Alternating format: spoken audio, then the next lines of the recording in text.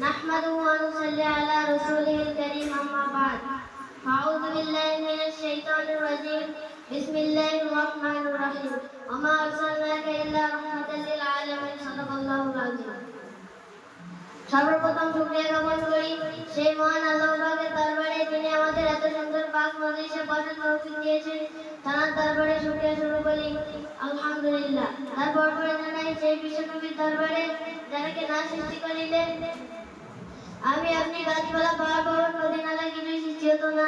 তার দরবারে দরজা নাজানা শুরু করি সাল্লাল্লাহু আলাইহি ওয়াসাল্লাম।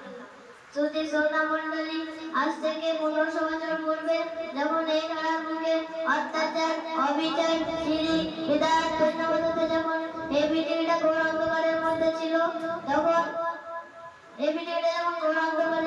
তখন মানুষ শান্তির জন্য চাতক পাখির ন্যায় চেয়ে থাকতো আকাশবাণী মুখ খোলাতে দিত দুধ গমন করবেন এই দুনিয়াতে,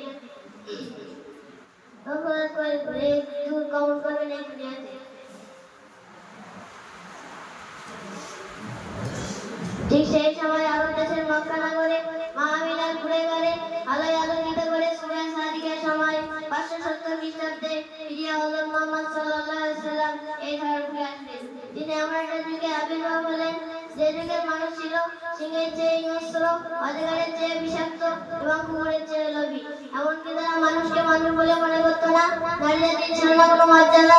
ফুলের ন্যায় ফুটফুটে নয়নের মণি কল্যাণ টুকরাকে জীবিত দাফন করতো ঘোর অঙ্গনার গর্বে। সে কি অমানসিক অত্যাচার, অবিচার।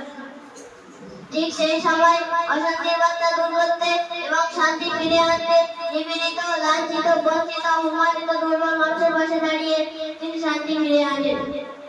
এমনকি তিনি 63 বছর জীবনে কখনো মিথ্যা কথা বলেননি। তার কথাবার্তা ছিল নম্র, ভদ্রতায় ভরা, মুক্তওয়ালা।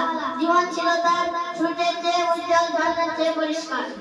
তাই তো মক্কার বেদিন বেঈমান কাফেররা একবারকে স্বীকার করেছিল মুহাম্মদ জনপ্রিয় নেতা, উপাধি দিয়েছিল আমানতদারি, সত্যবাদী। সুতরাং আজ যদি আমরা নবীর আদর্শে আদর্শিত হতে পারি, তাহলে আমরা সুসম্মানে সম্মানিত